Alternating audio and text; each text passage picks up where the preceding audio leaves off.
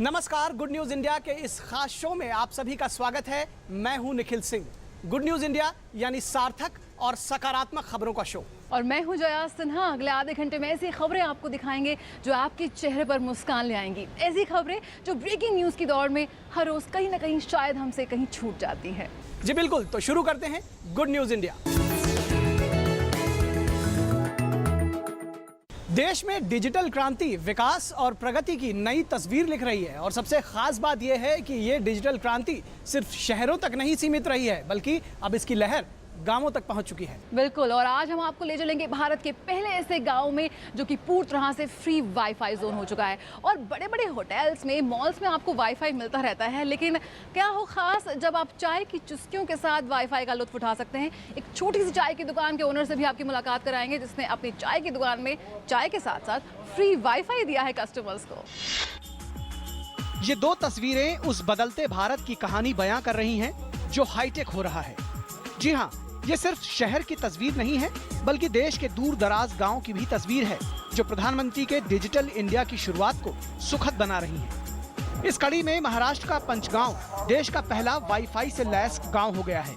पंचगांव केंद्रीय मंत्री नितिन गडकरी के लोकसभा क्षेत्र के तहत आता है और उन्होंने इस गांव को प्रधानमंत्री आदर्श ग्राम योजना के तहत गोद लिया है। गांव वाईफाई से लैस होकर हाई फाई हो चुका है। गांव भी अब शहरों की तर्ज पर तेजी से आगे बढ़ रहे हैं।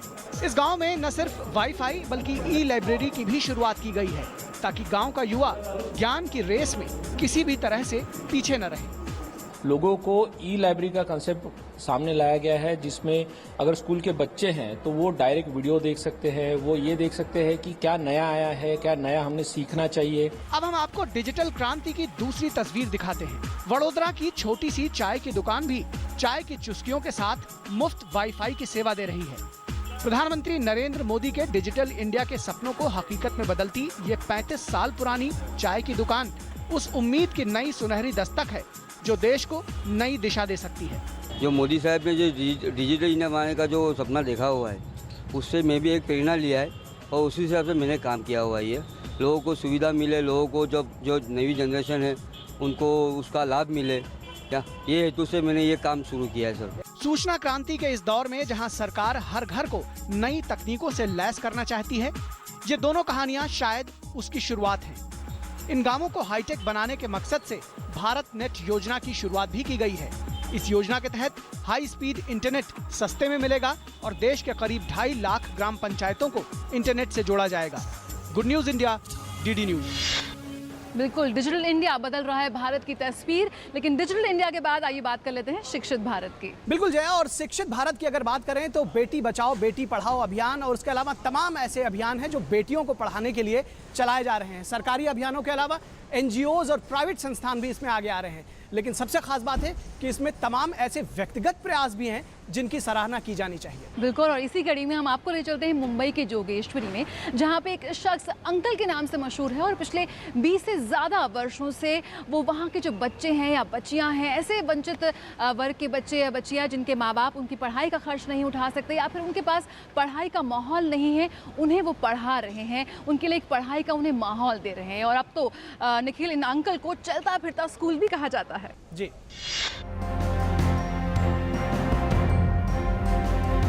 लड़कियों की शिक्षा को बढ़ावा देने के लिए मुंबई की जोगेश्वरी इलाके में एक व्यक्ति इस दिशा में काफी प्रयासरत है।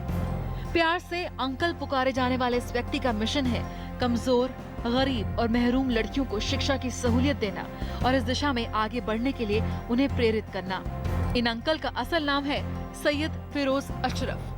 अपने आप में एक स्कूल समेटे अंकल ने मुंबई की झुग्गी झोपड़ियों में शिक्षा से महरूम लड़कियों के लिए ये खामोश क्रांति 1997 से आरंभ की थी और इस राह में आने वाली आर्थिक परेशानियों और अन्य सुविधाओं की कमी के बावजूद वे निरंतर आगे बढ़ रहे हैं। वो हमारी फाइनेंशियली कंडीशन जो ख़राब थी, अंकल को पता चला तो हम लोगों को आगे स्टडी में अंकल ने बहुत ज़्यादा मदद की है। एक दिन ऐसे ही थके हारे मैं चाचा जी के घर पे आके बैठ गई कि चाचा जी मेरा कहीं एडमिशन नहीं हो रहा है। मेरा डॉक्यूमेंट उठाया, मुझे लिया, हम लोग IY कॉलेज में गए। यकीन नहीं करेंगे, इस इंसान ने इनके पॉकेट में जितना पैसा था सब मेरे सामने रख दिया। वे चौकीदारों, सफाई कर्मचारियों, गाड़ी खींचने वालों, अस्तबल में काम करने वालों और घरेलू नौकरों आदि के बच्चों के लिए मुफ्त ट्यूशन क्लासेस चलाते हैं। और वहाँ के बच्चों को आप कह रहे हैं पढ़िए, पढ़ते नहीं हैं, लोग नहीं पढ़ते, कौम नहीं पढ़ती। अरे कहाँ से पढ़ेगी? घर में पानी नहीं है, खाने को नहीं है। दोस्त लोग आके देखते थे, किसी ने बनाए कलम दे दिया, किसी ने कुछ नोटबुक दे दिए, इस तरह से चलने लगा छोटा मोटा अपना कारोबार चलने। लड़कियां हमारे पास आने लगी और फिर उनको इंग्लिश, मराठी और दूसरे भी सब्जेक्ट्स जिसमें वो वीक रहते थे, तो हम उनको गाइड करने लगे। अंकल ने कई लड़कियों की काया पलट करके उनके लिए जीवन में आगे बढ़ने का रास्ता बनाया है। अंकल के पढ़ाए सिखाए विद्यार्थी भी इस मिशन में अब उनका साथ दे रहे हैं। खुशी की बात यह है कि अंकल से जुड़े कई लड़के और लड़कियां अपने अपने क्षेत्र में लगातार आगे बढ़ रहे हैं। ज्यादातर लड़कियां ड्रॉप आउट हो जाती थी, तो अंकल और हम जाके उन लोगों को बोलना कि चलो अभी आगे पढ़ाओ, थोड़ा सा हम लोग ये करते हैं, उनको हेल्प करते हैं। यहाँ पे एक मेरा दोस्त था सनी करके, उसकी मम्मी अंकल के पास काम करती थी, तो सनी को पढ़ाने के लिए एक दिन उसकी मम्मी ने अंकल से पूछा सनी, तो सनी यहाँ पे पढ़ने के लिए आने लगा। तो सनी ने हम लोग को भी बताया, तो हम लोग भी अंकल के पास आने लगे। सो तब से स्टार्ट हुआ है सब कुछ नूसी में, नेशनल यूनियन सी फेयर में। तो अंकल ने उनसे बोल के एक एडमिशन फॉर्म मंगाया, फॉर्म मैंने फिलअप करके दिया। तभी एक्चुअल में इमीडिएटली इतना फॉर्म आया और मेरे को इमीडिएटली फीस भरना था, तो अंकल ने अपना फिक्स डिपॉजिट तोड़ के और मुझे तभी 46,000 दिया था। उनकी इस पेशकदमी ने कई बच्चों की जिंदगी में जबरदस्त तब्दीली लाई है। सिर्फ बोलने से नहीं चलेगा, या लिखते आर्टिकल लिखते हैं, बड़े बड़े आर्टिकल लिखते हैं, समाज बदलो, ये बदलो। अरे भाई, लिखने से आप बोलने से नहीं होता। जाइए, हर कोई पढ़ा नहीं सकता, लेकिन पढ़ाने में मदद कर सकता है। पढ़ाने में क्या मदद चाहिए? एक नोटबुक, एक कलम, थोड़ी सी जगह, थोड़ी सी रोशनी और मोहब्बत भरा उसको कोचिंग, हल्का सा। ये तो सब लोग कर सकते हैं, हम सब।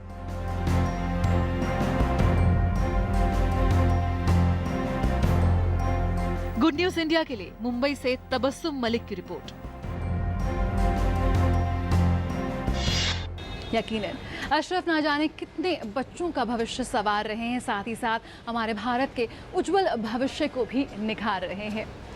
जी हाँ, ऐसे ही लोग होते हैं जो अपने हुनर और हौसले के चलते भारत में ही नहीं बल्कि वैश्विक मंच पर भी भारत को एक नई पहचान दे रहे हैं। इसी कड़ी में हम बात करते हैं मशहूर आध्यात्म गुरु और विचारक डॉक्टर चंद्रभानु सत्यपथी की, जिन्होंने इतिहास रच दिया है।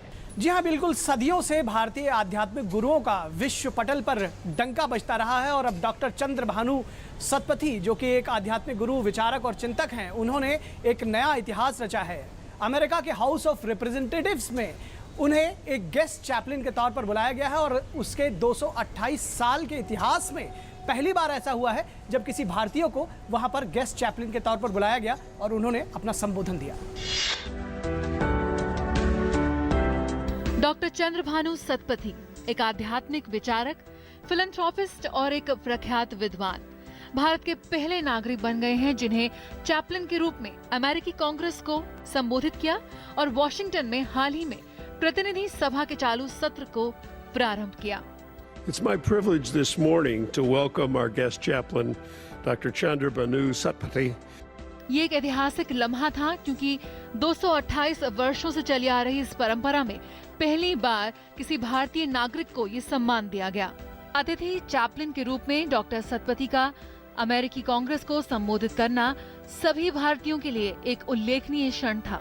अमेरिकी कांग्रेस को अपने संबोधित संदेश में डॉक्टर सत्यपथी ने कहा कि अलग मूल, भाषा, धर्म और संस्कृति होने के बाद भी हम सब एक हैं।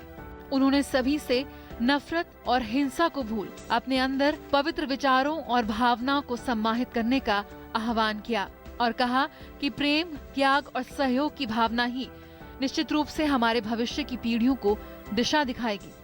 Om, O Lord, by your will, we are born in different nations, speak different languages, and follow different religions and cultures. Yet we are all your children and ever grateful for your love and protection. Evoke in us pious thoughts and feelings to shun all hatred and violence and become worthy of your services. Bless our future generations to imbibe this spirit of love, sacrifice and cooperation. Guide us in following saints like Shirdi Sai Baba, who proclaimed in Hindi, Sabka Malik Ek, meaning God is the master of all. Inspire us as your trustees to nourish and protect the world around us to sustain all life. Guide us along the ethical and holistic path of self-control, purity of purpose, and dedication enshrined in the Srimad Bhagavad Gita. O Lord, bless this august assembly and this nation in performing its national and global responsibilities towards furthering the cause of humanity. Om. Doctor Satpathy मानवता और शांति के ऐसे नेतृत्व के तौर पर सामने आते हैं जो भविष्य के लिए राह दिखाते हैं, और इस बात की ताकीद अमेरिका में सिएटल के प्रतिनिधि जिम मैकडर्मॉट ने की। Dr. Satpathy's moving invocation this morning serves as a motivation to each of us gathered here to always remember what ultimately unites us far outweighs what divides us, regardless of language, culture, or creed. Doctor Satpathy America, Britain, Spain, Australia, New Zealand आदि देशों में भारतीय दर्शन और आध्यात्मवाद के प्रसार के साथ साथ कई सामाजिक कार्यों से भी जुड़े हुए हैं। साथ ही चिकित्सा शिविरों के आयोजन, प्राकृतिक आपदाओं के दौरान जरूरतमंद लोगों के लिए भोजन और आश्रय जुटाने में भी वो सदैव अग्रसर रहते हैं। तो डॉक्टर चंद्रभानु सतपथी ने शांति, सहअस्तित्व और सद्भावना का संदेश पूरी दुनिया में दिया, और निश्चित तौर पर भारतीयों का डंका पूरी दुनिया में बज रहा है। बिल्कुल, गुड न्यूज इंडिया का सफर यहाँ जारी है, क्योंकि जहाँ सोच वहाँ शौचालय की पंक्ति को साकार किया है गांव की कुछ महिलाओं ने, तो वहीं अपने हौसलों की उड़ान के साथ हर ऊंचाई को छू रही है यूपीएससी टॉपर ईरा सिंघल से खास मुलाकात। देखते रहिए गुड न्यूज इंडिया, जल्द लौटते हैं।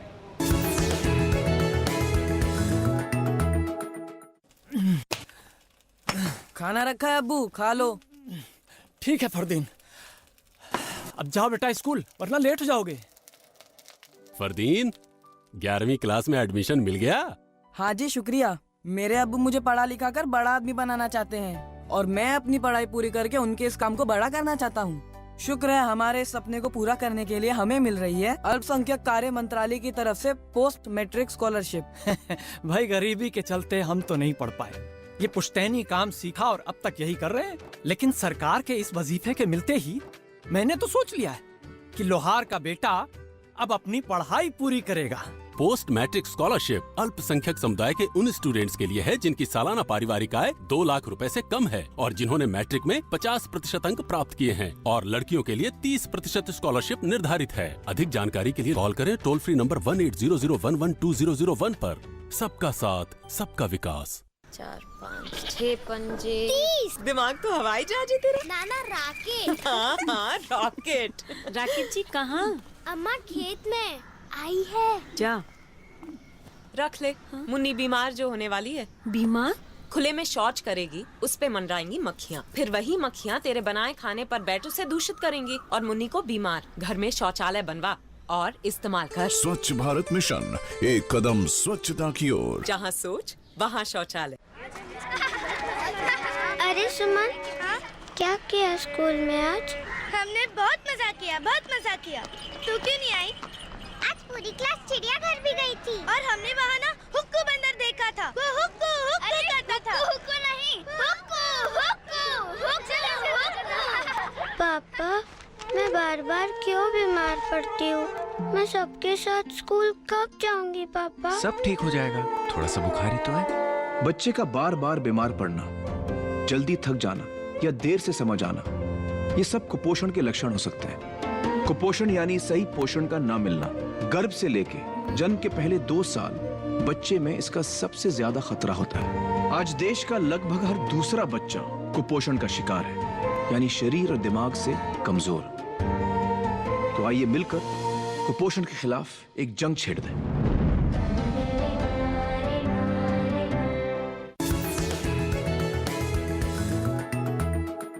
ब्रेक के बाद एक बार फिर आप सभी का बहुत बहुत स्वागत है। आप देख रहे हैं गुड न्यूज इंडिया।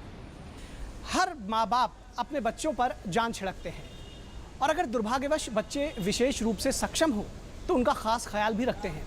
लेकिन अहमदाबाद के राजेंद्र शाह एक ऐसे शख्स हैं जिन्होंने एक मिसाल कायम की है इस तरह से कि वो सिर्फ अपने विशेष रूप से सक्षम बच्चों का ख्याल नहीं रखते हैं बल्कि दूसरों बच्चों का भी वो उसी ढंग से ख्याल रख रहे हैं। बिल्कुल, अहमदाबाद के ये शख्स एक हॉस्टल बनवा रहे हैं जो सारी सुख सुविधाओं से लैस है, जहां पर ये विकलांग बच्चे, विशेष रूप से जो सक्षम बच्चे हैं वो वहां रह सकते हैं। साथ ही उन्होंने एक विशेष केंद्र भी खोला है जहां पर इस तरह के बच्चे आत्मनिर्भर बन सकते हैं। अपने बच्चों की सभी फिक्र करते हैं, लेकिन कम ही लोग ऐसे हैं जिनके मन में दूसरों के लिए भी उतना ही प्यार है और वो दूसरों की जिंदगी में भी रोशनी लाने के लिए पुरजोर कोशिश करते हैं। अहमदाबाद के उद्यमी राजेंद्र शाह एक ऐसे ही शख्स हैं जिनकी बेटी मानसिक रूप से कमजोर है, लेकिन उनकी मदद और ख्याल सिर्फ अपनी बेटी तक सीमित नहीं है। राजेंद्र विशेष रूप से सक्षम दूसरे बच्चों का दर्द भी उतनी ही शिद्दत से महसूस कर रहे हैं। यही वजह है कि राजेंद्र ने अहमदाबाद में आस्था नाम का एक ऐसा डे केयर खोला है जिसमें विशेष रूप से सक्षम बच्चों का खास ख्याल रखा जाता है। इस केंद्र में शहर के कई मानसिक रूप से मंद लोगों को आत्मनिर्भर बनाने का काम भी किया जा रहा है। आस्था चैरिटेबल ट्रस्ट की एक बस के जरिए ऐसे लोग रोजाना यहाँ आते हैं और यहाँ उन्हें विशेष तरह की ट्रेनिंग दी जाती है। राजेंद्र शाह की चिंता ऐसे बच्चों को लेकर है जिनके माँ बाप नहीं है। ऐसे में अब उन्होंने इन बच्चों को एक नया आश्रय देने की शुरुआत की है। सब लोग, हम पेरेंट्स जो मिलते थे तो सब पेरेंट्स के हर में से एक चिंता रहती थी कि हमारे बाद क्या होगा, हमारे बाद क्या होगा। तो उससे आइडिया है कि चलो कैसा एक कॉम्प्लेक्स बनाए कि जहाँ बच्चों घर की तरह अपने बात भी रह सके। आनंद धाम को जल्द से जल्द पूरा करने में लगे राजेंद्र शाह का मानना है कि समय के साथ बड़े होते इन बच्चों को माता पिता के बाद भी सही देखभाल और सुविधा देना सबसे बड़ी जरूरत है और यही इस नए प्रोजेक्ट का उद्देश्य है। गुड न्यूज इंडिया के लिए अहमदाबाद से प्रीति टोंग की रिपोर्ट। तो बस हम यही उम्मीद कर सकते हैं कि राजेंद्र शाह जैसे लोग सिर्फ अहमदाबाद में नहीं बल्कि देश भर में और भी ढेरों राज्यों में वो आगे आएंगे और आगे आकर इस तरह की मिसाल कायम करेंगे। और आइए अब आपको एक और इंस्पायरिंग स्टोरी दिखाते हैं। जहां सोच वहां शौचालय, बहुत ही मशहूर लाइन है, लेकिन इस पंक्ति को साकार करना उतना आसान नहीं। हमारे देश के ऐसे कई इलाके हैं जहां अभी भी महिलाएं खुले में शौच करने के लिए मजबूर हैं, विवश हैं। लेकिन हम आपको मिलवाएंगे लखनऊ के पास माल थाना क्षेत्र के एक छोटे से गांव की कुछ महिलाओं से जिन्होंने अपने संकल्प शक्ति और बुलंद इरादों से एक शौचालय बनवाया अपने गांव में। और अब सिर्फ शौचालय ही नहीं बनवाया, तमाम और भी आगे इनिशिएटिव्स लिए हैं और इससे उनके पूरे गांव की तस्वीर बदल गई है। जहां सोच वहां शौचालय, केंद्र सरकार की इस पहल को साकार किया है उत्तर प्रदेश की राजधानी लखनऊ के माल थाना क्षेत्र के एक गांव की कुछ किशोरियों ने। यहां महिलाएं अब खुले में शौच नहीं जाती हैं। यहां पर किशोरियों ने पहल की और फिर गांव की दूसरी महिलाओं ने भी उनका साथ दिया। इन्होंने स्वयं सहायता समूह बनाया और चंदा जुटाकर शौचालय बनवाया। इन किशोरियों के हौसले देखकर इनका साथ दिया कुछ सामाजिक कार्यकर्ताओं ने। शौचालय के लिए बड़ा योगदान दिया गांव के एक व्यक्ति ने, जिसने अपनी जमीन दान में दी। मामला का यहाँ बड़ी मुश्किल रहा है, बहुत दिक्कत होत रहा है। तो वाक्सल पिलान वाले जो रहे तो वो सब लोग आए यहाँ पर आके यहाँ बैठक की, बैठक करके थोड़ा थोड़ा मतलब चर्चा चला की, चर्चा चल के तब लैट्रिन के बारे में सब कहे बारे में समझावत रहे कि ऐसे ऐसे होए। तो हम लोग सोचा कि हमारे यहाँ बहुत मुश्किल है, लड़की लड़कन का सबका मुश्किल है, सब इधर उधर जाए, कहूँ बिच्छी कहूँ सांप कहूँ कुछ मिल जाए। तो हम सोचा कि या तो बनना जरूरी है। साल भर पहले तक गांव की महिलाएं और बच्चियां खुले में शौच जाती थीं। इस दौरान किशोरियों के साथ छेड़खानी की वारदातें भी अक्सर होती थीं, लेकिन वे खुले में शौच जाने को मजबूर थीं। हमें पहले हम लोगों को बहुत सी दिक्कतें, बहुत दूर जाना पड़ता था और शाम को जाना पड़ता था, सांप कीड़ों का भी डर था, बरसात में कीचड़ हो जाता था तो बहुत परेशानी होती थी। मगर अब जब ये बन गई है तो हम लोगों को बहुत सुविधा हो गई है। गांव में एक ही जगह पर कुल 8 शौचालय बनाए गए हैं। इनमें से 4 पुरुषों के लिए हैं और 4 महिलाओं के लिए। ये साफ सफाई हम लोग करते हैं अपने हाथ से। सैल परिवार हैं, सैल जने आते हैं तो एक एक दिन कर लेते हैं हम सब सफाई। सब इसकी रख रखाव, बिजली, पानी, ये सब ये पैसे धरे हैं हम सब लोग 30-30 रुपये महीने में, तो सब कोई जमा करते हैं और सब कोई बिल जमा करते हैं। शौचालय का सेफ्टी टैंक बनवाते समय प्रचलित तकनीक का इस्तेमाल कर जैविक खाद बनाने का इंतजाम भी किया गया है। खाद तैयार होने पर समूह से जुड़े सभी परिवारों में इसे बराबर बांटा जाता है। लेकिन शौचालय की निर्माण की प्रक्रिया के पहले बहुत सारी सामुदायिक गतिविधि और एक तालमेल जो था वो बनाना पड़ा, क्योंकि सामुदायिक भागीदारी जब तक नहीं होगी तब तक उसकी सफलता की आशा भी नहीं की जा सकती। तो इसमें जो तकनीक इस्तेमाल हुई है वो बायोडाइजेस्टर है। तो ये बायोडाइजेस्टर जो टेक्निक है उसमें केंचुए होते हैं जो उसमें डाले जाते हैं और वही उसको खा लेते हैं। जो पानी बाहर निकलता है वो पानी एकदम शुद्ध पानी होता है और उसका प्रयोग जो है वो सिंचाई के लिए किया जा सकता है। कहते हैं अगर हौसले बुलंद हो तो कुछ भी असंभव नहीं है, और इन किशोरियों ने नई पहल करके न सिर्फ अपने गांव की तस्वीर बदली है बल्कि समाज को भी एक नई दिशा दिखा दी है। लखनऊ से गुड न्यूज इंडिया के लिए उमाशंकर दुबे की रिपोर्ट। तो देखा आपने कि किस तरह से गांव की कुछ महिलाओं ने मिलकर एक नई शुरुआत की और जिंदगी की मूलभूत जरूरतों को अपने गांव में वापस ले आए। और इसी के साथ यहाँ रुकूंगी एक छोटे से ब्रेक के लिए, लेकिन गुड न्यूज इंडिया का सफर जारी है, कहीं जाइएगा नहीं, जल्द लौटते हैं, बने रहिए हमारे साथ।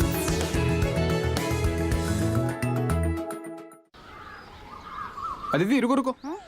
अभी खाना कैसे? अभी तो अम्मा जी रोई नहीं है। अरे मास्टर जी, मैं क्यों रोऊं भला? अरे आप ही तो कहती हैं जब तक रोए नहीं तब तक खाना नहीं देना चाहिए।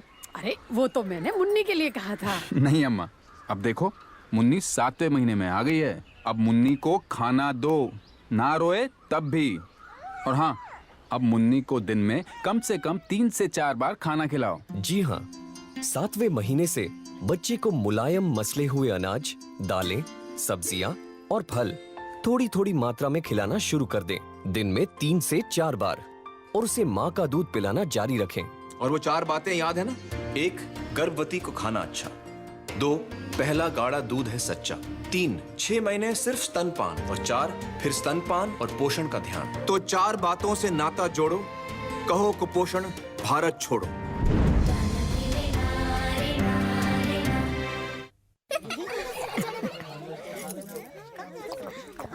नीचे। काकी, घर में शौचालय कहाँ है? बहू को घर में कहाँ, खुले में ही जाना पड़ेगा। फिर तो तुम घूंघट भी खोल ही दो। एक तरफ तो आपको बहू का घूंघट भी सरकाना गवारा नहीं, और दूसरी तरफ उसे खुले में। इस तरह तो हमने कभी सोचा ही नहीं था। तो अब सोचो, घर में शौचालय बनवाओ और इस्तेमाल करो। स्वच्छ भारत मिशन, एक कदम स्वच्छता की ओर। जहाँ सोच वहाँ शौचालय।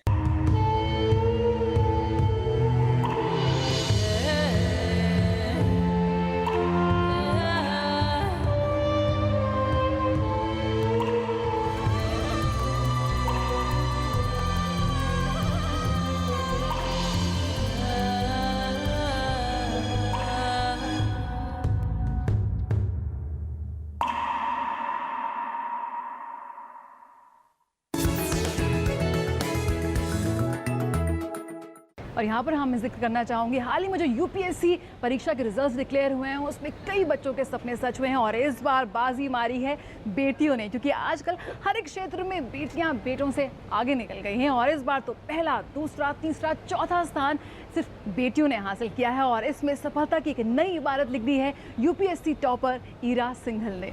जी हाँ, दिल्ली की ईरा सिंघल की संघर्ष गाथा उन्हीं की जुबानी आपको सुनाएंगे। आप सुनिए कि ईरा सिंघल कैसे उन्होंने संघर्ष किया, कैसे पहुंची इस मुकाम तक और कैसे बनी यूपीएससी टॉपर। ये है ईरा सिंघल, एक ऐसा नाम जिससे आज सारा देश परिचित है, क्योंकि ईरा ने अपनी शारीरिक कमजोरी को अपने सपनों की उड़ान में बाधा नहीं पड़ने दिया और अपनी मेहनत और लगन के बल पर देश की सिविल सेवा परीक्षा में टॉप कर एक नया कीर्तिमान स्थापित किया। डीडी न्यूज से खास बातचीत में ईरा ने बताया अपनी सफलता का राज। बताइए ईरा जी, आपकी सफलता का राज क्या है कि आपने टॉप किया? I think it was mainly everybody's blessings, everybody's support, और शायद थोड़ा सा लक और थोड़ी सी मेहनत। थोड़ी सी मेहनत? हाँ, मेहनत तो काफ़ी लगती है, काफ़ी सालों तक करनी पड़ती है, बिकॉज एग्ज़ाम प्रोसेस इटसेल्फ 1 साल ले लेता है, from prelims to the final result, and इस वजह से आपको उससे 1 साल पहले तो कम से कम तैयारी करनी पड़ती है, तो टाइम तो लगता है और मेहनत लगती ही है। आपने इतनी बार आपने आईएएस क्लियर किया है, सिविल सर्विसेज का एग्ज़ाम क्लियर किया है आपने, इतनी बार आपने कोशिश क्यों की?